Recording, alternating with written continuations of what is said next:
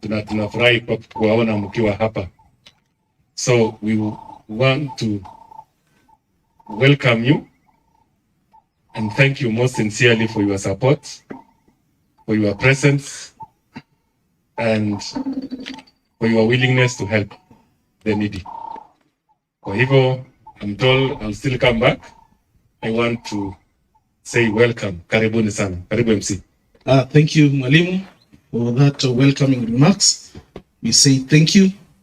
Thank you very much. I want to recognize as we continue tukingojea wageni wengine. I want to recognize all secondary school heads, all primary school heads, CDF. I see the leadership of CDF wakiongozwa na chairman CDF. They are the chairman and race director Eldama Ravine half marathon. Naona wako karibu sana chairman EREF, tumekungojea sana. Nataka ku recognize pia wenye wako mbele yetu, Statubei from county, pastors Lokonyo na kuona hapo, MP aspirant karibu sana, Kiptonge welcome very much, karibu sana.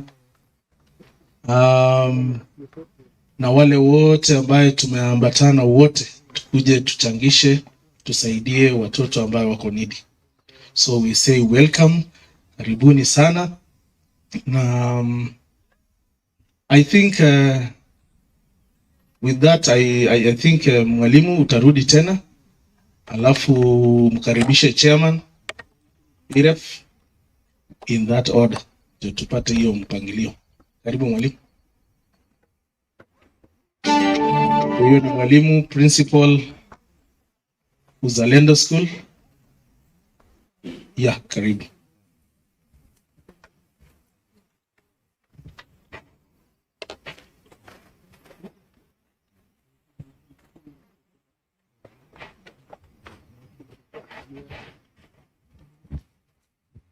Thank you so much. I want to nataka nichukue nafasi hii mara nyingine tena nikisema karibuni kwa kazi ya leo. Nataka nishukuru Mungu sana kwa sababu naona leo tuko wengi. Mchango ambayo tumekuwa tukifanya ni watu 20, 15. Lakini leo naona tuko wengi. Nilifanya mchango Nairobi tukawa watu karibu watu 30 na tuka raise 3 million. Hata hapa leo naona milioni 3. Naona milioni 3 kwa sababu Nairobi tulikuwa about 30. We raised 3 million. We are more than 30 here. We'll raise more. Secondly is that we want to thank you because of the support that you've been receiving from you people in the past. In the interest of time, I wouldn't take long, but I want to give you a brief history of EREF. That EREF began 2013, with the intention of identifying those students who are needy. They are bright, who are bright and needy. Na wana uweza kuendelea na masomo yao baada ya class 8.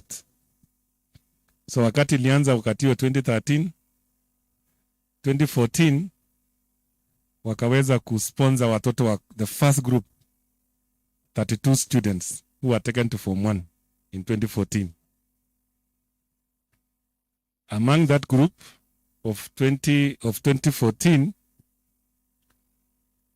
the 32 of them, on clearing Form 4, 28 out of 32 qualified with a C+ and above to university. 28 of them. And these are our children from this constituency. They are ours. These are kids from very needy families, very humble backgrounds, and we want to thank God. Among that group, we have notably, among that group of 2014 Form 1s, We have one who's doing medicine, and I'm sure amekaribia kumaliza. And then we have quite a number of them who did engineering. We have one who did pharmacy. We have about 3 who did engineering. And then the others that are doing these other good courses, and quite a number of them also are teachers. 2015, same EREF sponsored 30 students, and they were placed in all the schools in this country that they were called to. And we are not saying any other school, we are saying any other good school, because those were good schools. We are not saying our schools are bad. So there were about 30 of them, and we went to these other schools within the country again. When they cleared Form 4, we had about 26 out of 30 who also went to university. And we want to thank God. Then in that is the group of 2015. 2016 is when we started Uzalendo. Because in 2014, we realized that the program is not sustainable. It wasn't sustainable at all because of the differences in fees. You take a child to Alliance, fees is about 100,000. You go to other schools, 100,000. Some schools, 80,000. You come to some other schools, they were charging 40. So there was a huge difference, and sustaining that program wasn't very easy.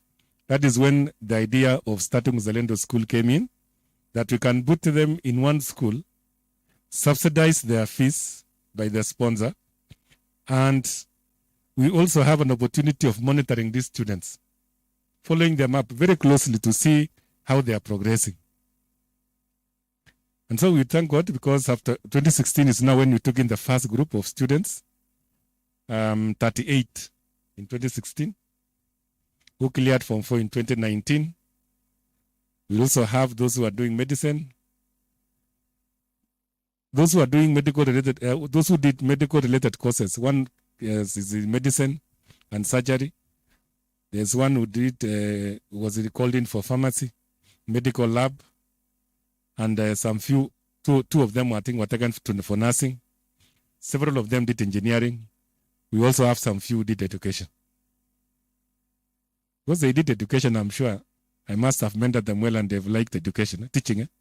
Because most of our children don't like teaching.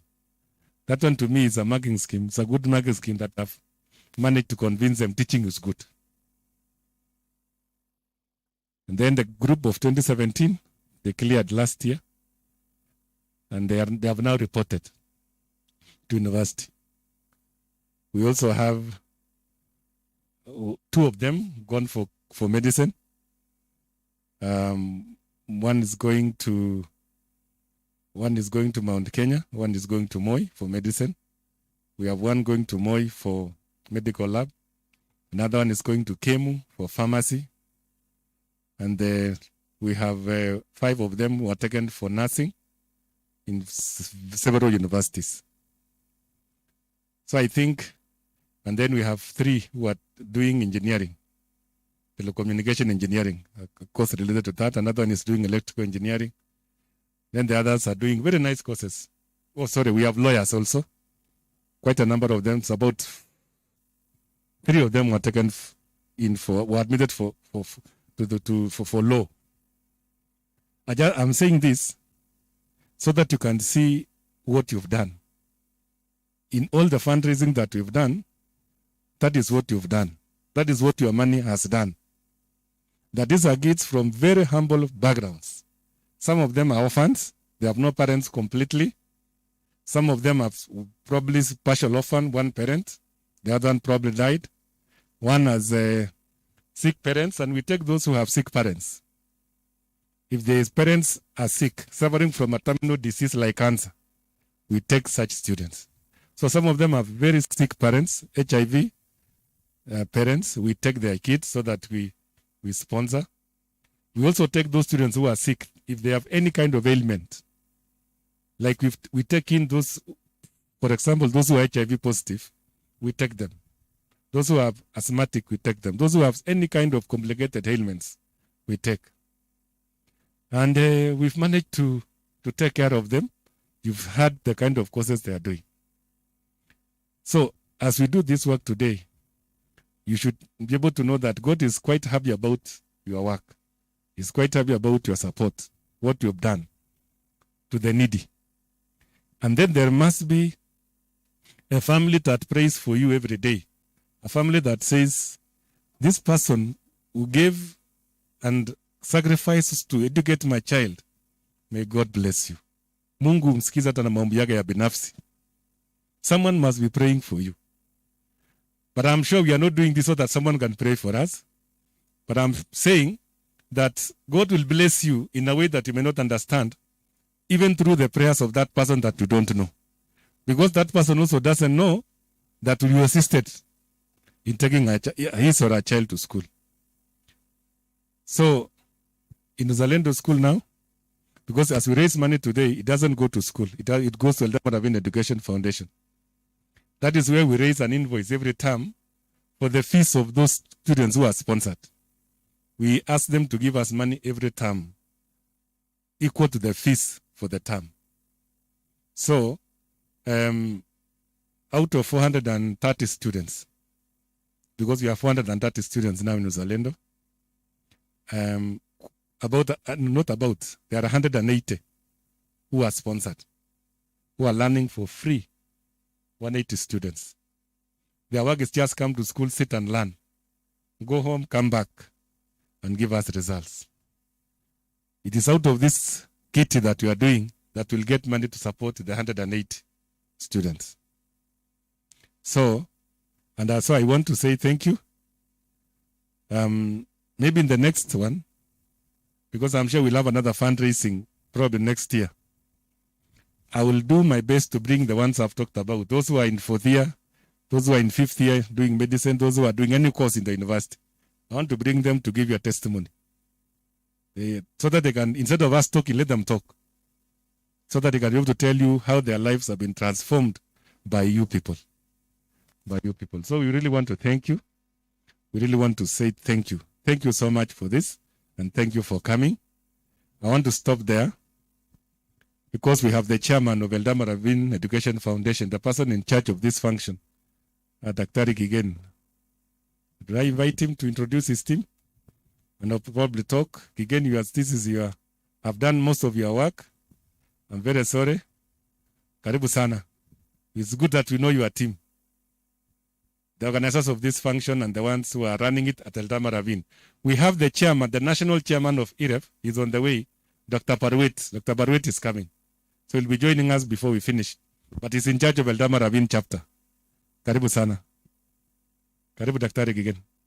Yeah, karibu. Okay, so thank you. Thank you.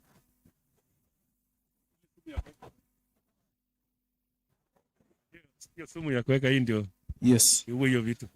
For that reason, let's appreciate mwalimu for that. Mr. Kapto ametupea, tumpe makofi jamani, kwa sababu kazi yenye amefanya, wamefanya kazi kubwa kwa usaidizi nyenyu. Asante sana.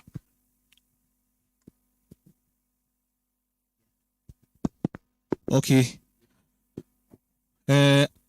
Other leaders will be joining us. Our patron, Mheshimiwa Lesonet, and ako njiani. Amesema tuendelea na atatupata njiani. In the next 10 minutes, he will be around.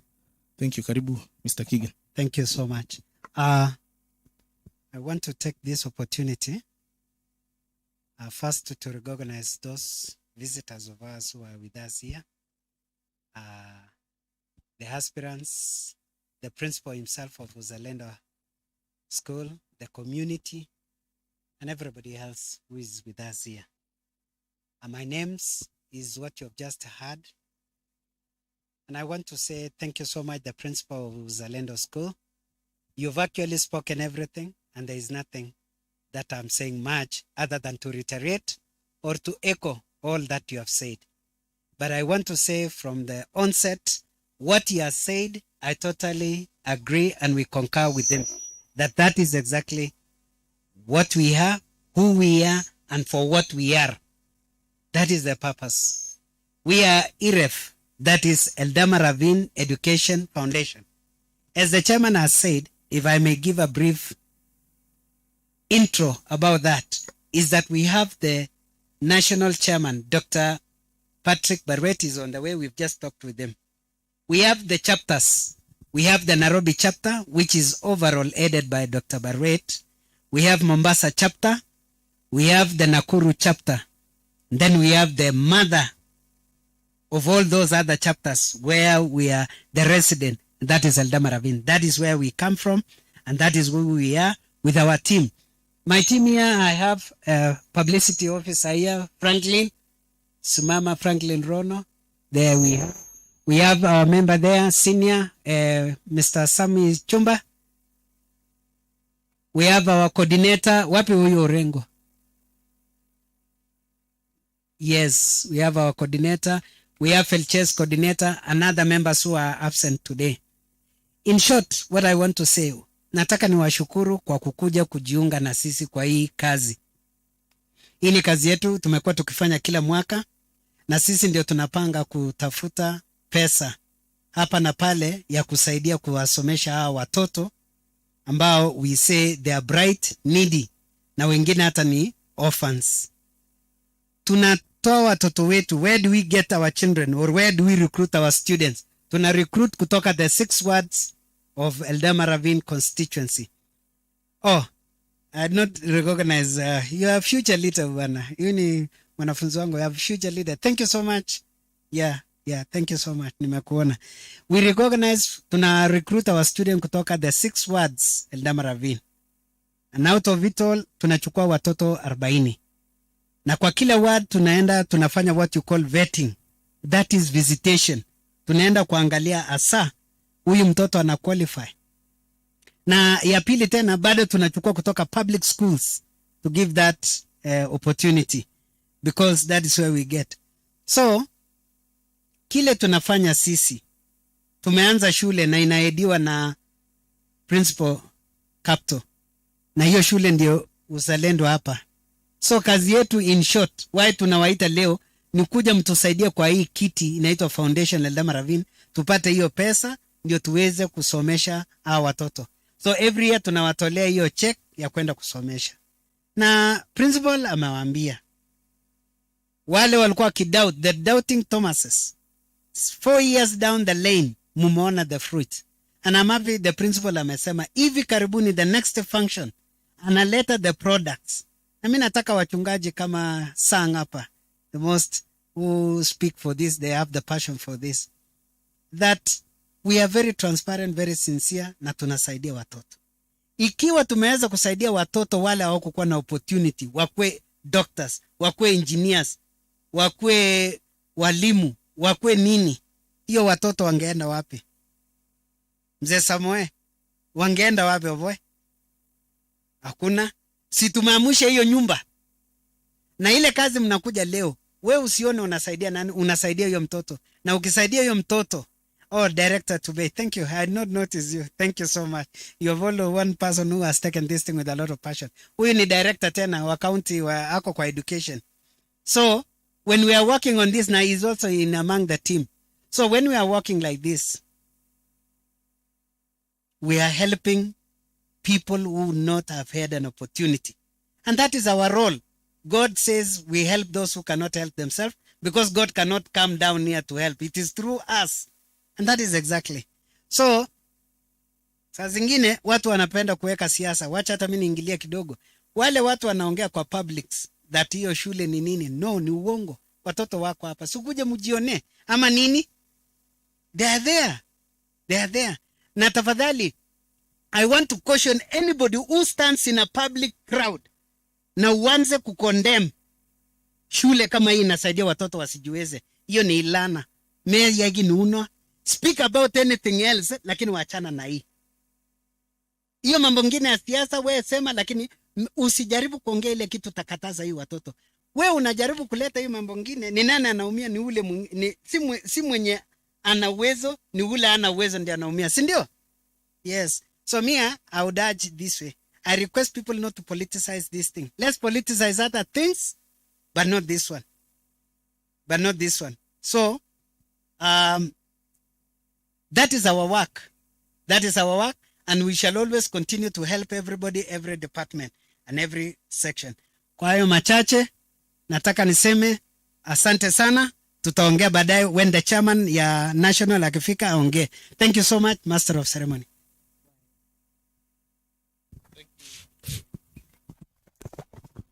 Thank you, Mr. Kigen, for that elaborate brief on how the EREF is working.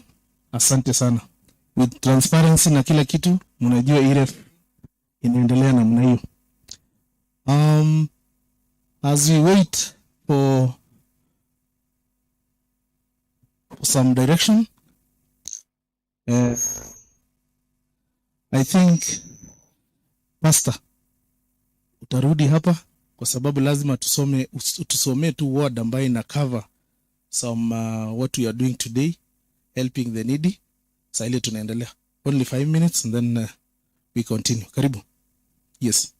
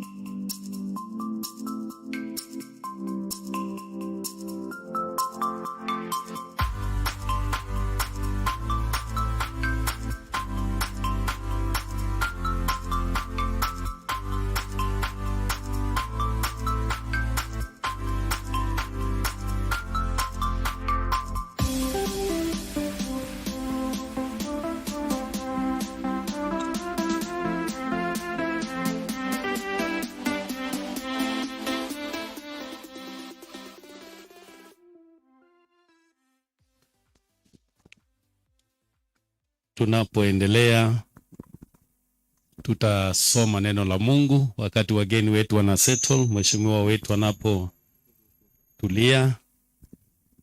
Tutaendelea kusoma neno la Mungu, na ningependa kusema ya kwamba kazi yenye tunafanya leo ni kazi ya muhimu, kuguza maisha ya wale ambao ni less fortunate kwa society, wale ambao wana uwezo ya kimapato.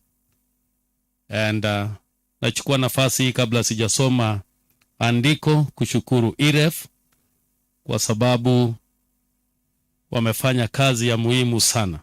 EREF, thank you so much. Mungu awabariki na awatende mema. Proverbs chapter number 19 and verse number 17 speaks very clearly about the poor in our midst. Siku moja Yesu walipokuwa na wanafunzi wake, mwanamke mmoja akaja na mafuta ya dhamana sana, akavunja ile chupa na akampaka Yesu mafuta ya dhamana sana. Wanafunzi wachache wa Yesu wakamuita Yesu kando na kumuuliza Yesu, mbona umeruhusu huyu mwanamke aharibu mafuta ya dhamana namna hii? Tungeuza hii mafuta alafu tusaidie masikini. Yesu akawaambia, chenye huyu mwanamke amefanya ni ya dhamana sana, maana mtakuwa na maskini siku zote, lakini mwana wa Adamu mtakuwa naye kwa muda mfupi. Yesu alituonyesha vizuri ya kwamba there will be poor always in our midst, and it is the responsibility of those of us ambao wameneemishwa na Mungu kiwango fulani waweze kuwajibika kwa ajili ya maskini walio miongoni mwao. Suleimani akasema katika kitabu cha Mithali 19:17, whoever is generous to the poor lends to the Lord and will repay him for his deed. Yeyote aliyemkarimu kwa wale ambao hawana, maskini, anamkopesha Mungu.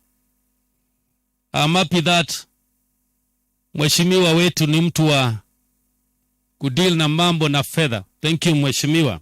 And you know, when we talk about lending, Honorable Lessonet, it comes back with some good interest. And Bible says, whoever therefore is generous to the poor, when we are generous to these poor children, we are lending to God. And what happens when we lend to God? He will repay us back in his own special way in Jesus' name. So whatever we are doing today, when we give generously, we are giving as if we are lending to the Lord himself when we are helping the poor. And what happens? The Lord will repay us for our deeds. It won't go just that way. Hatupeani ipotee. When we give in this noble cause, God will repay us, and surely God is faithful. Yeye anayosema anatimiza. Proverbs 22 and verse number 9, the Bible says also about generosity, the generous will themselves be blessed, for they share their food with the poor.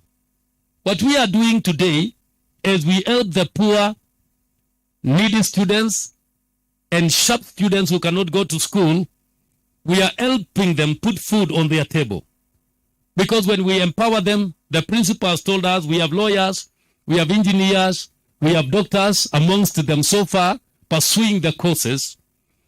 Those who are generous will themselves be blessed.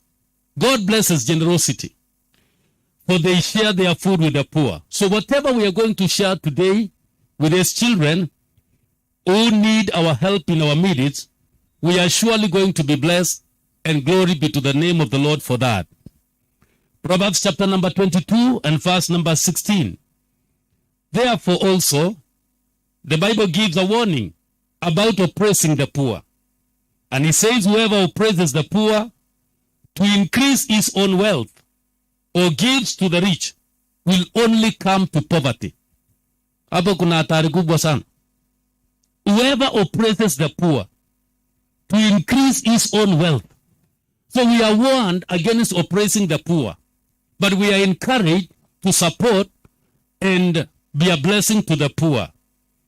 Whoever does the same to oppress the poor to increase his own wealth, what happens, or to make himself rich, he will only come to poverty. That person will come to poverty. But whoever blesses the poor, what happens? They will be blessed, and God will bless them in Jesus' name. As we do this work today, it is my prayer that you will enjoy the return of your good work. May the Lord repay you as you do this in Jesus' name. God bless you as we do this noble job. Thank you, and the Lord bless you once more.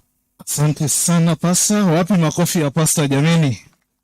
Yes, those are very direct words from the Bible about generosity, and we really appreciate that, Pastor. We want to recognize the presence of our area MP and also the incoming Governor Baringo County. That is Honorable Moses Kibruno Lesonet, CBS. Kabisa karibu patron. Tumeendelea patron, but utatupea tu ruhusa kidogo nimuite Mr. Tubei, because this is an educational matter. Na yeye anahead education in the county. Karibu Mr. Tubei. Give us some few words about, you have been with us for long, for the last 8 years, since 2013. Tunashukuru kwa hiyo. Karibu Mr. Tubei.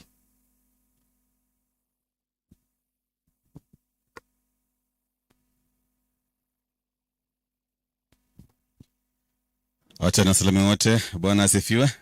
God is good and all the time. Thank you. Our area MP, member of National Assembly Eldama Ravine, and patron EREF, Honorable Sonet, Manatanui, by the CSO, Wana Principal, Capto, and the other principals, clergy, and Pastor Sang. Na wageni wote ambao wamefika siku ya leo, ningependa niseme tu machache. Kwanza ni kushukuru kwa kuona ile ndoto, ile maono tulikuwa nayo miaka 8 iliyopita. Tulikuwa tukikaa chini tukiwa na National Chairman Dr. Barwet kule Nairobi. Mheshimiwa, you remember ile Statehouse, the restaurant ilikuwa kule. So jioni tulikuwa tunangojea jam iishe ndio tuende nyumbani kule estate. Dr. Barwet akawa akisema tufanye nini ili watoto wengi waende shule na wasome. And it was an idea which was conceived and implemented. Saizi umeona yale principal amesema na Kigen Josephat amesema, tuliona ikianzishwa. And by then kulikuwa na wengi hawakuwa wakiamini itatimia. Josephat, you said doubting Thomases. My other name is Thomas, but I'm not doubting. And I know it takes the will to support an idea. So kwa ufupi, mali niko director education, lakini nasimamia upande ya technical, vocational and education, TVET na ICD katika county. Lakini kule Kabarnet pia niko chairman ya ile Wings to Fly ya Equity, ambapo tunaketi and the system, wale ambao wanapitia wana apply for the scholarship ya Equity Wings to Fly is the same model which EREF is using to get the beneficiaries of this scheme. Na sikuwa nimejua kwamba kuna wale ambao hujatembea ujue Baringo hii kuna jamii ambao wanahitaji msaada sana. Na karibu Director Keme. Kuna wale ambao tulipoenda home visits kuwaona baada ya interview tunawatembelea. Na ningependa niwaambie tu belea chebere hapa kwenda chini mpaka kule Pokot, kuna watu wengi ambao hata kupata chakula kwa siku ni nadra. Pia sehemu hizi kwa miji kuna wale wanaishi kwenye slum, na huwa mara kwa mara tunawasahau, the urban slum, who again very vulnerable.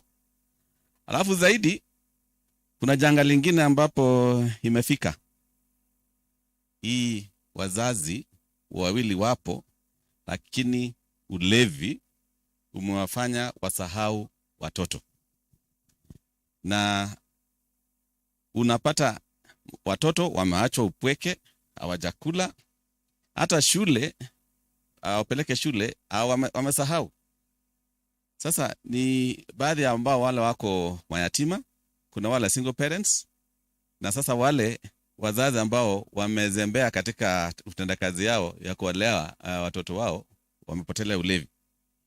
Changamoto haya ndio tuliyoana tulikuwa tukienda katika home visits, na wale ambao wanakuja na wanafaulu, wana apply ni wengi, wala wanafaulu ni wachache, kwa sababu nao rasilimali tuko nazo ni chache, haziwatoshi wote.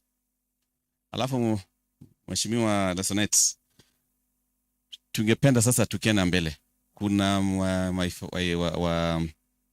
wawekezaji wengine ama wahisani wengine ambao wanasaidia kusomesha watoto, EREF ikiwa mmoja wao. Pia tuko na Equity, tuko na KCB, Cooperative Bank, hata Catholic Diocese, wengine wengi.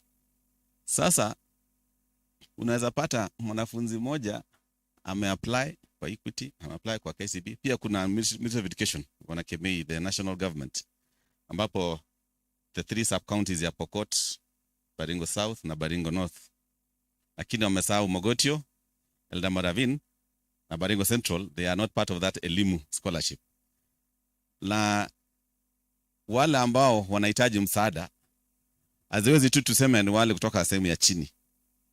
Tulikuwa tukisema kwamba tungekuwa na platform ambapo yote mwenye ameapply ndio kutumia NEMIS, ndio mwingine akichukuliwa na KCB utaona kwa mtandao, mwingine akichukuliwa kwa Equity na mwingine akichukuliwa kwa EREF, ili tusipate hali ambapo unapata mtoto mmoja amefaulu kwa Equity, amefaulu kwa KCB, baadaye alikuwa pia na list kwa EREF. Na tungekuwa na platform yenye unaweza ona tu na click, then you can see that this one has benefited.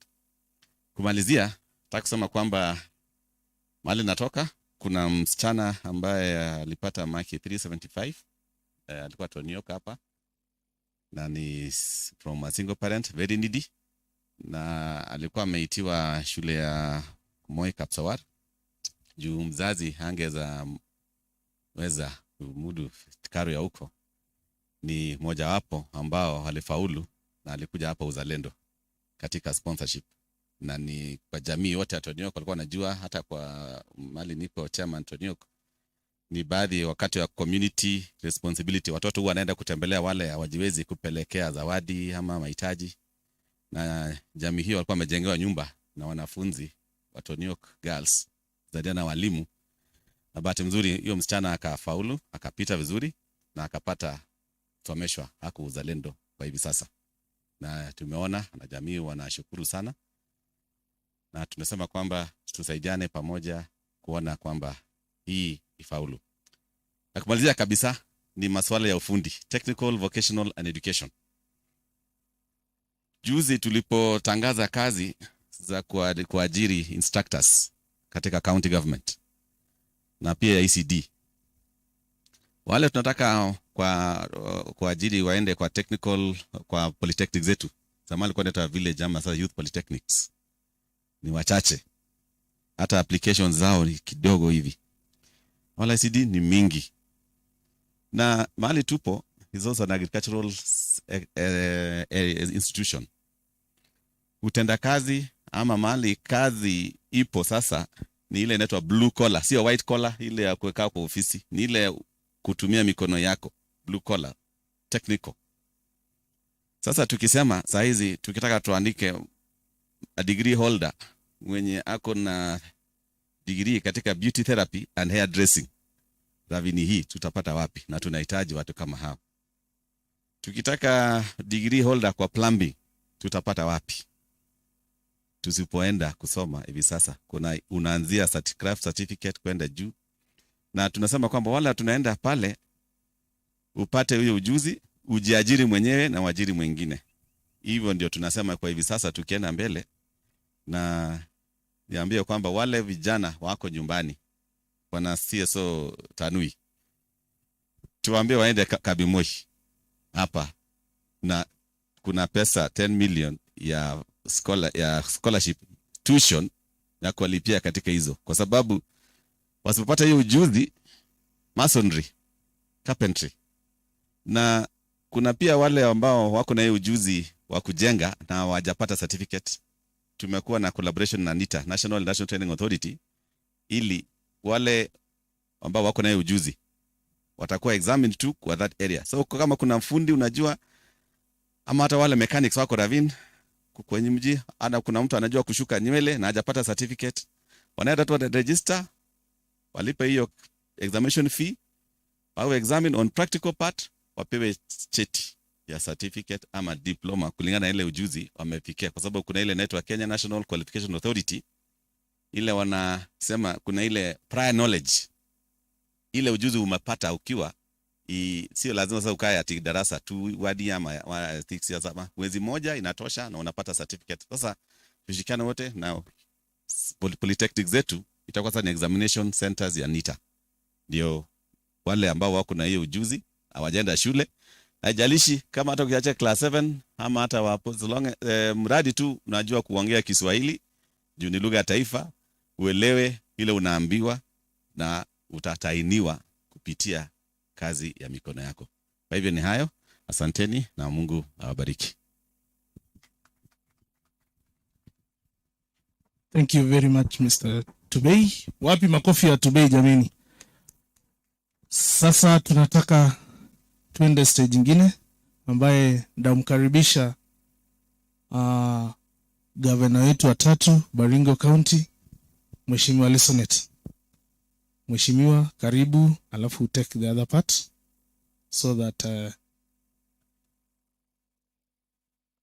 okay, karibu Mr. Kemei.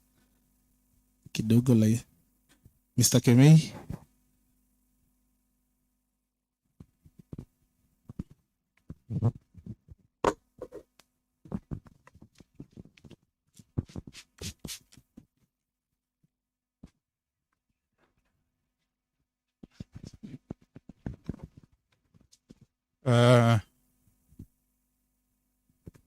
Mjumbe wetu wa Eldama Ravine constituency ambaye ni patron wa Uzalendo School.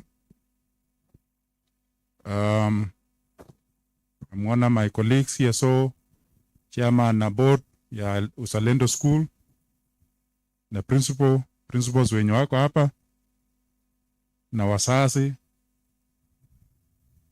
Good afternoon. Pole mheshimiwa, nimekuja kama nimechelewa. Kulikuwa na mkutano ya orientation ya Form 1 Eldama Ravine Girls, na ilinibidi nikimbie huko nianzie ndio nikuje pande hii. Yangu yatakuwa machache. Jambo la kwanza ni kushukuru stakeholders wote wa Uzalendo School wakiongozwa na mheshimiwa kwa huu mchango na mpango yote ambayo tumekuwa nayo kila mwaka ili tuwasaidie wanafunzi wetu ambao kwa njia moja au nyingine wamekuwa na changamoto ya karo. Hiyo ni maono mzuri, kwa maana tutakuwa tumeokoa wanafunzi wengi ambao hawangepata nafasi ya kuingia darasa. Kwa hivyo tunakushukuru mheshimiwa kwa hiyo vision yenye umekuwa nayo kwa uzalendo, na hiyo inamaanisha kwamba wanafunzi ambao watatoka hiyo shule kupitia msaada huu ambao tunafanya kila mwaka watakuwa na nafasi bora ya kujenga maisha yao siku za baadaye. Jambo la pili ni pia kushukuru stakeholders wote wa sub-county kwa kuwa tumekuwa na ushirikiano mwema wakati tunapoendesha mambo ya elimu, na kupitia ushirikiano huo vile vile tukiongoza na mheshimiwa na stakeholders wengine tumekuwa na improvement katika hii sub-county. Na Uzalendo School ilikuwa shule moja wao ambayo walituweka mahali pasuri kupitia matokeo ya KCSE 2020.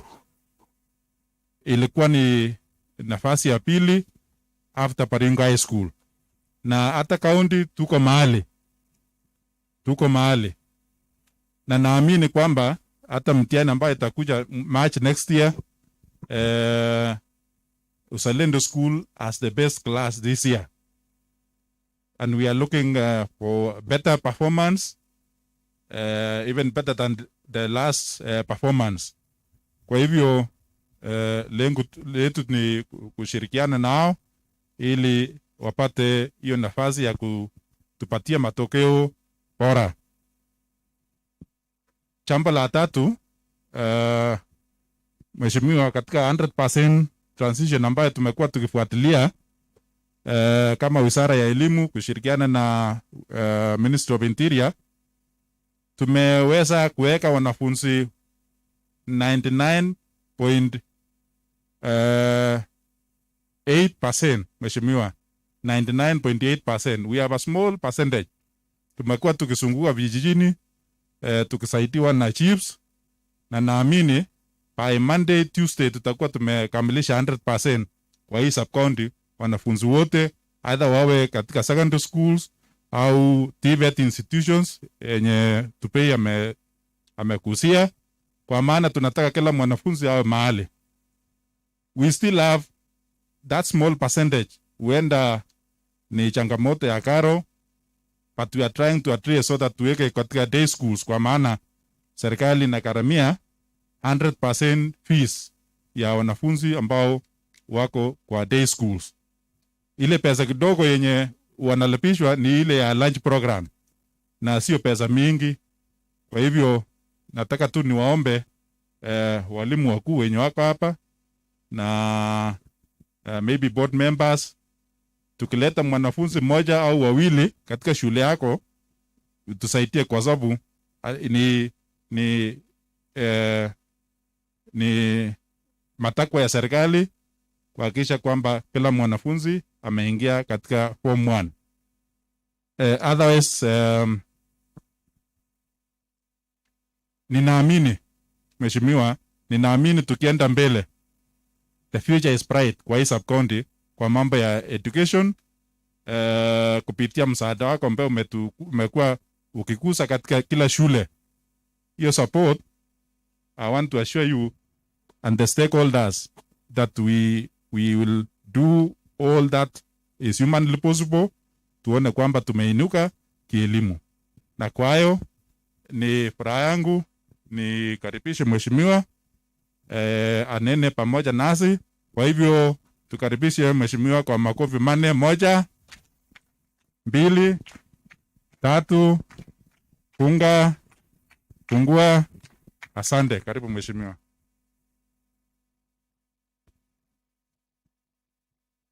Bas, asante sana Bwana Kemei, Sub-County Director Education katika area yetu ya Kwebatek. Wageni wote wa heshima ambao wamefika hapa, mimi nikiwa mmoja wao, Principal Uzalendo School, our Sub-County Director Education Mr. Kemei, Bwana Tubei, Director kule County Government,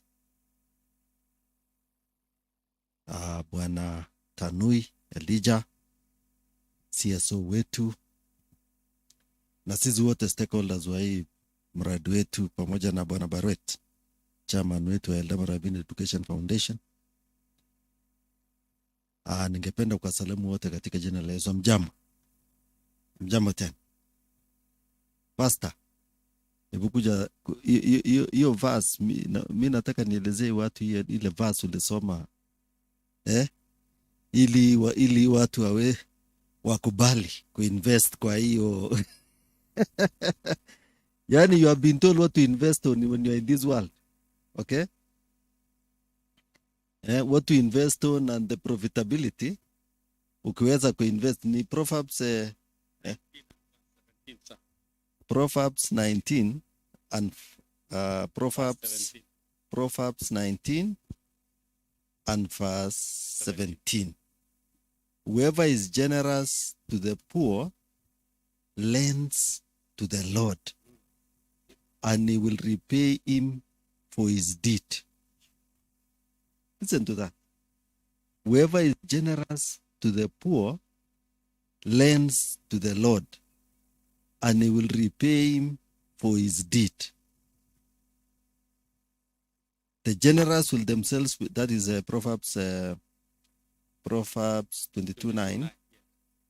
The generous will themselves be blessed, for they share their food with the poor. I mean, look at that. Look, I mean, please. You are investing in the wrong things, gentlemen. You are investing, wale mnasema nimejenga hoteli kubwa, sijui nunua nini, nimenunua shamba. You have been told whoever is generous to the poor lends to the Lord, and he will repay him for his deed. Now, maybe if Pastor was to expound kidogo on how you'll be repaid. Meaning, you will not pay any medical bill, for example. Okay? There will be no bills, no medical bill. Because whether it is corona, whether it is road accident, whether it is anything that will make you to go and pay a medical bill, because let me tell you, if there's anything that can make a very rich man in Kenya to go down to ground zero poverty, is, for example, medical bills. Now, what other repayment is telling you, if you are looking for a job, hautatafuta sana, because that is how God will repay you. Whenever you go for that interview, whenever you do what your heart wishes, utafaulu. Tunaelewana? Ukipanda shamba yako, mzee Chebororwa, badala ya kupata kunia 20 kwa eka moja, labda utapata ngapi? 50. And if you are doing the business I do, your election becomes very cheap and you don't lose election. If you are doing the business I'm doing. Na watu wengi Masharia, pamoja na wewe mmefanya uchunguzi sana, hii mtu hawezi shindwa kwa kura because of this. This is the investment we are doing. And we don't lose what? Meaning, even when we reach election, gentlemen, I have a budget every year for this program, for this EREF Uzalendo School program. But I don't have a budget for elections, and I win elections. I don't need to struggle to look for money, a campaign, ati ya kulipa nyinyi shilingi 50 munipigie kura, hapana. But I look for money for this program. Tunaelewana? Because that is a directive God has given, that please, when you become generous to the poor, when you focus on the poor, when you focus on orphans, maneno yako dunia hii itakuwa nini? Itakuwa rahisi. You know, like, I know we've done several elections, and I really must thank God. Lazima nishukuru Mungu for seeing me through 3 elections. I have seen people who have come to parliament for 1 election, and in the second election, they cannot even be number 2. Okay? But God has been so fair to me that now, as we work hard with you guys, hata hii leo hii pesa tutajanga pesa mingi sana hapa. We'll have a lot of money. We shall surpass our target. In Nairobi, we did a similar fundraising on 25th of October, just 2 weeks ago. Na tukamwambia Mungu saidia zizi kusanya. I was so scared because we were few. We were less than 10 in Nairobi. We could not fit on we were just around 10. And we told God, give us 2 million. Lakini Mungu akatupatia 2,280,800 in Nairobi. Okay? We are here today. Na hata mimi naona hiyo 2,000,000 naona tutafikisha leo. Tukiwa tu namna hii vile tuko. Hiyo 2,000,000 so that we continue educating for 4 years. Wale watoto ambao tumechukua katika shule hii yetu ya Uzalendo School. And we are about to reach the tail end of these fundraisings. Very soon we'll not be calling. Very soon, maybe in 2 years time, I don't know, Kutonga, if you win election, please, hii itakuwa imeshika laini, wewe utujengee ingine kama Uzalendo School. Hii inashika laini. If you win, I challenge you, do for us another what? And even me, Mungu akinisaidia nishinde ya huko, ya county, ya nishinde kule ya Kabarnet, we shall take in for months in 2023. 2023, we shall be taking in for months to that school ambaye tutaita Baringo County School. Can you imagine the election is August next year? And in 2023 January, we shall have built enough classes for 150 students, and we shall have gotten money to pay their fees for 4 years. That is a challenge I've told God. If you take me to Baringo County, as we take 40 students in Uzalendo School for Eldama Ravine, we shall take 150, 5 per ward at the county. You maneno mnasikia? 5 per ward, poor children. And you are lucky Eldama Ravine, because it means from Eldama Ravine, when Uzalendo is taking theirs, 40, it must take, we shall take another what? Another 30 from Eldama Ravine, because we have 6 wards. Okay? As we take 5 per ward. And we'll do it, because now tumejua namna ya kuendesha mradi kama hii. We have known what to do for such a school, Uzalendo School type, ishike laini, tumejua tutafanya namna gani. Na mimi, wale tutashindana nawa, watanisamea tu, it's only me who can talk like that. Wale wote, they cannot talk like that. They cannot say they'll build such a school. It's only me who can. Si tunakubaliana namna hiyo? Ni mimi peke yangu naweza sema hiyo kazi inaweza. So why will Baringo refuse Why will Baringo refuse to have the added advantage? The added advantage by electing me Governor Baringo, other than proper management of resources and many other things from your money, the added advantage I bring is 150 students every year from poor families waende wasome for free. Jina ya hiyo shule tunaita Baringo County School. Umeshika? Naitwa? Yes, Baringo County School, ambaye ni shule kama Starehe, ni shule kama Uzalendo School. Wangapi wanataka shule kama hiyo? Hii ni 100% good. So please, wacha nimalize tu kwa kusema continue investing in this program. Kebut, when you invest in this program, hiyo grade yako haitafunja ile, inaitwa nini ile inafika barabara? Haitafunja. Okay? No, kwa ilai, you invest on this, for you will not be told hydraulic ya grade yako imefail. It will not fail. Because those are, Pastor, isn't that? That is what that verse is telling us. Okay? There is no way atutaitwa tatio grade yako dosa yako ngombe ati imepata engine knock. How? And you are investing in what? You are investing on the poor. Tunasikizana? Tunaelewa? So you will not go. Kebut and come and tell me by the end of the year whether ulienda kuchoma hiyo jembe ama kufunga engine ya grader au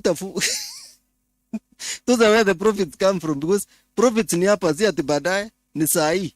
Sahi ukiwa hapa you'll start reaping those profits. Na yangu ile profits yangu tu nimemwambia Mungu ni tu ya election. Hiyo tu anichungie hiyo, gharama iwe chini na hiyo kura nishinde kwa urai. Those are my profits. So jameni, this program really makes me very excited. This was Uzalendo School. When we started those many years ago, many people were doubting, hii haiwezekani. Let me tell you, we did several meetings with Marakwet. We went around this country. And I would go to a place na watu wananiambia, mheshimiwa, hii yenye umeanza, hiyo haiwezekani. Kwa sababu kumbe hata kama ingewezekana, ati ile Kenyatta ya kwanza angeunda. You know, there was the first president Kenyatta. Ati angetengeneza shule kama hiyo. Labda Kibaki angetengeneza, labda Moi angetengeneza. Akaniambia hiyo haiweze. But please, we have proved it is possible. That is why whenever we come before you on this program, inatufurahisha sana. I want to invite you again, tarehe 30, 30th of October. Come we celebrate together the Eldama Ravine Half Marathon, 30th of October. Kujeni, tutakimbia 21 kilometers, the usual route from Benonin to Metipso. Come we run together 10 kilometers. Those who want to walk, and please, you come and celebrate on that day, because it is not about, you are not coming to contribute. Unakuja tu kulipa shilingi 1,000, unapata running number yako, unapata t-shirt yako, because we have approached many other sponsors, corporates, to support us in that program. And those corporates have supported us for the last 7 years. And I want, Pastor, when you pray, you pray for that marathon. Kwa sababu, what we are doing now, even now, just before arriving at this function, we are distributing those requests for sponsorship. We've gone to KCB, we've gone to Equity, to Menda Safaricom, Rift Valley Water Services Board, KenGen, GDC, Ketraco, all those institutions. Pray for them so that when those proposals reach the desks of the MD, aweke ile pesa mingi ambayo tunahitaji. Bwana Kapto, this speech will not be complete without mentioning you. When we were looking for a principal, watu wakatuambia kama mnataka principal mzuri, muende Nyanza. Go to Luo Nyanza and get a principal from Luo Nyanza, and you will get results. So, karibu. Sisi tukasema labda tutaweza kulete from Luo Nyanza, and we got Kapto from Benonin Day. And the doubting Thomas has told us from day one. Hiyo ni maarifa ya kwangu, but we really want to thank you, Kapto, because you've proved them wrong. You've proved them wrong in the first exam. We rarely come to your school. You are the one who runs the show there in the first exam. You were number 2 in this county, public schools, and you are number 138 in Kenya. In the second exam, you are number 3 public school in this county and number 139 Kenya mzima. So we really want to thank you, Kapto. Mungu aendelee kuchunga wewe. May God continue to also give you your wishes, because umetusaidia. And our cutoff, you cannot go to Baringo High School with 320 marks. But our cutoff for girls in Usalendo School is 320. You might not even go to Kabarnet with 350. But our cutoff for boys is 330. And from those sample marks of 320, 330, at least you are able to add value until you post that wonderful mean of 7.3 in 2019 and 7.6 in the exam for 2020. So hiyo ni kushukuru sana. Na wale mnaendesha masomo, Bwana Kemei, director wa Gema, we also want to appreciate for the work you are doing in this sub county. You are doing very, very good work. You are doing very good work together with all the principals here. I can see the principal Kamelilo Day. At least now, even our day schools are sending students to university. Kamelilo, Benonin, wanatuma watoto waende university. So that is what we want, so that any parent ambaye anasema siwezi, I cannot afford Baringo High, na japata hiyo wings to fly, na japata sijui EREF Uzalendo School, yes, they can still be able to go to that nearby day school and change their lives there. So ili nisiongee sana, I just want to Bwana Elijah Tanui kuja hapa useme jambo, alafu nitaita director, and then after that we shall receive money. So just 1 minute, Bwana Tanui. Asante sana mheshimiwa kwa nafasi ile umenipatia. Mimi nikiwa CSO wa Ravine zone ambapo uzalendo iko. Nataka niseme tu Ravine zone tunaendelea vizuri, na shule ya uzalendo imechangia max wa Ravine zone, na vile imechangia max ni vile tumekuwa tukienda kwa ma primary schools na tunaambia watoto ambaye waweze mufanye bidii mupate max 350 alafu muende uzalendo. In the process ya ile wanatafuta hiyo max ya zone inakuja juu. Lingine imepatia matumaini wazazi ambaye hawajafanikiwa. So vile wazazi hawajafanikiwa, wanajua watoto wao watasaidiwa, so wamepata matumaini, na kwa hivyo hiyo ndio tunashukuru. Mheshimiwa, nashukuru, haya nimesema, asante. Bas, Karo Talam, karibu sana. Desmond, I want you to wave from where you are. Desmond is Desmond Boit. Kuja tu Desmond for 1 minute. Desmond is from this area. He is also aspiring MCA. Na nitakupeleka seminar kidogo very soon, tawaita, because mimi nataka wale wote tunaomba kwenda huko, tutakuja sign MOU na raia before election, ama tunataka tusikizane before election. yes, that this is MOU. So I will take you for a seminar so that I tell you what is mi kitaka kure mponwe. Mumesikia kitu naitwa pod. Tunataka kumaliza nini tukifika huko? Kusafiri. So Desmond, if you will be ready kumaliza kusafiri, maneno yako herehe inaweza kuwa rahisi.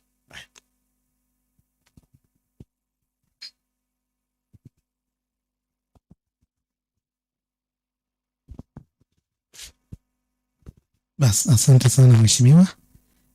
Mheshimiwa Lesonet pamoja na viongozi wote walio hapa. Shule ya Uzalendo kiongozwa na principal, viongozi wa walimu, wageni wote ya mjambo. Majina ni hayo. Mimi naitwa Desmond Boit kutoka Toniok, na vile mheshimiwa amesema, mimi nitakuwa moja ya wale ambao watakuwa wanawania kiti cha MCA ya eneo hili. So kwa sababu nimechelewa, sitaki kuchukua muda mwingi.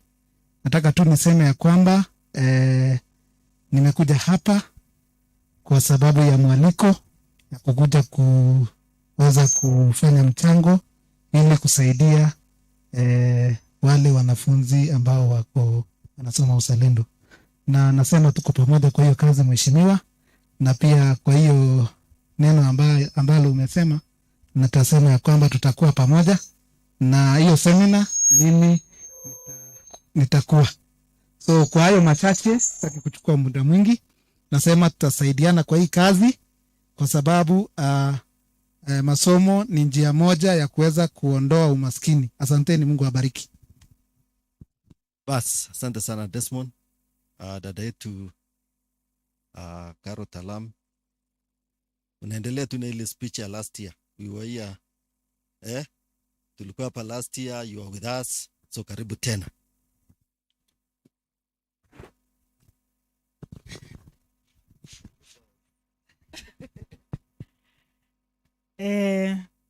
Mheshimiwa wetu Honorable Lesonet, viongozi wote wenye wako hapa pamoja na jamii ya uzalendo, amjambo.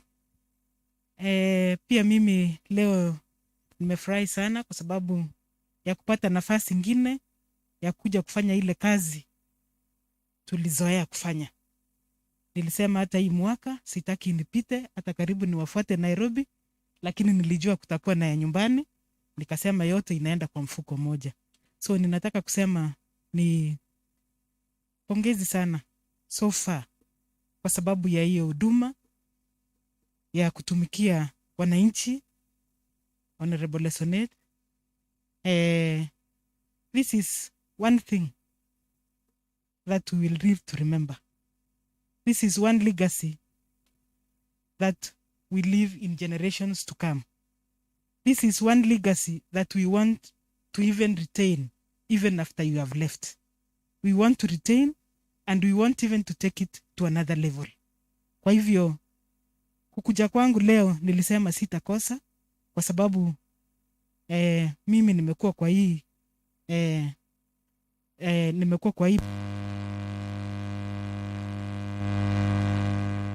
nilikuwa kwa Nakuru chapter hata kabla sijafikiria maneno ya kuingia siasa.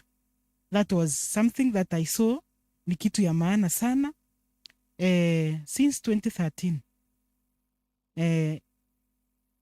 vile hii maneno ilianza, I want to say it is not all about mheshimiwa. It is all about our children. It is all about our brothers and sisters wenye wako nyumbani, wale wenye wajiwezi.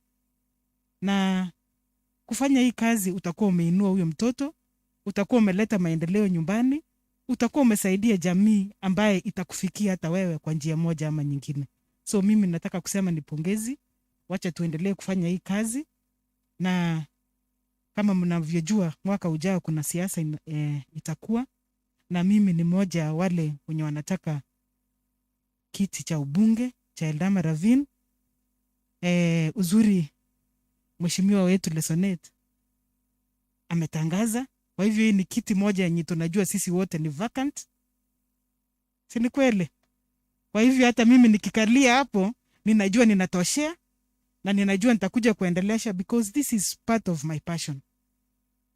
Si mwaka uliopita tukifanya hii kazi, ninakumbuka nilitaja kitu ambayo bado iko kwa roho yangu. Nilikwambia nipongezi ile kazi umefanya. We want to just extend it a bit so that we even accommodate wale walemavu. That is one thing that I really pray. Najua huko nafasi tuongeze ili tuweze kuaccommodate watoto wetu waache kwenda mbali. Ninajua kuna hiyo asimatwe, but we pray that we may extend it na tuendelee hata kusaidia hawa watoto. We want to congratulate Uzalendo kwa sababu ya watoto wenye wametoa. Si ati wamesaidiwa na wakakuja kukaa hivyo.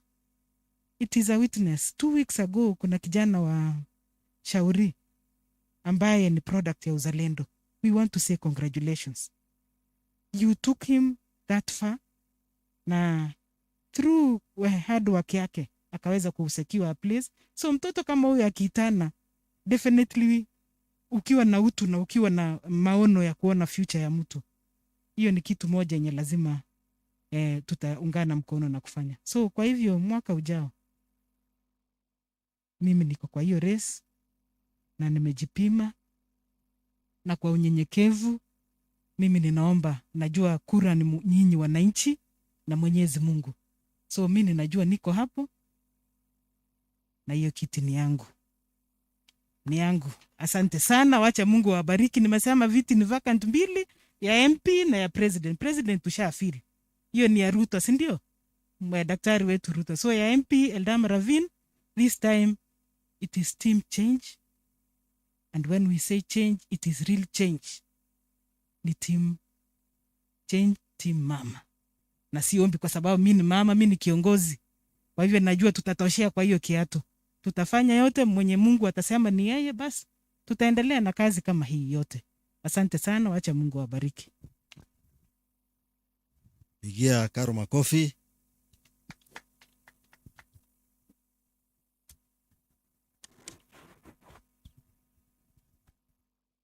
Haya. Hiyo shule ambaye Karo na Elijah Tanui wanataka kwenda, hiyo shule ya Eldama Ravine, pia Mutaya anataka kuingia kwa hiyo shule. Na imagine nafasi ni moja. Basi bwana Mutaya, karibu.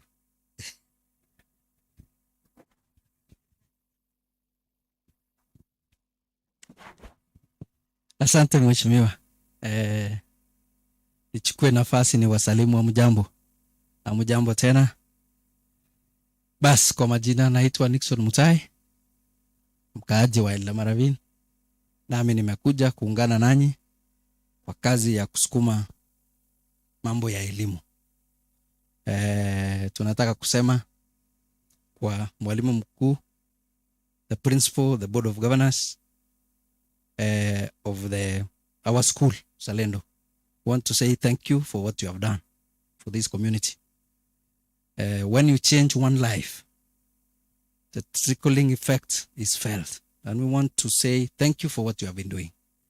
Everyone, the business community, those well-wishers, those who have been supporting the school for the last how many years? I think they're around 5 or 6. 5. We want to say thank you so much. And we are joining you. We want to join you in the progression of the school. I'm lucky because I've been in a management of a school. I've been involved in a management of a school. And I want to say what you are doing as Uzalendo is quite good. Thank you, the EREF Foundation chairman. But wait, you told me some times back, and the idea has come to be a very good dream, and it has been actualized. For some of us, we will join you, and we progress as we change the lives of the less fortunate ones or the vulnerable ones. I don't have much to say. I just want to say I've come here to join you so that we progress what our MP has started. Thank you, Mheshimiwa, because as we sit now, the infrastructure of our education system is there. What is remaining is the software part of it.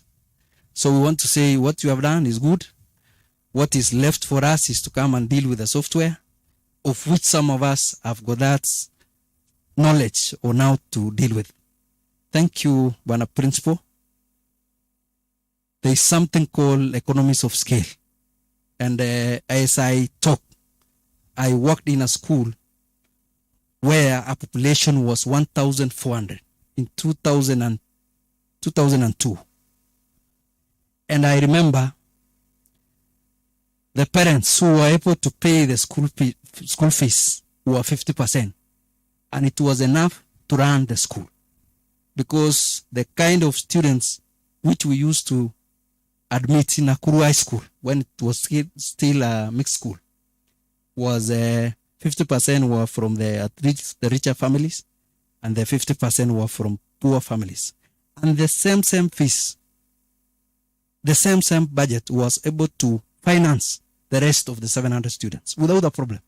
So I want to believe the model you are applying in Uzalendo, if we work on the number, we will find it very easily in terms of financing the activities of the school. So I don't want to say much. Nataka kusema mengi. Mimi nimekuja kuungana nanyi.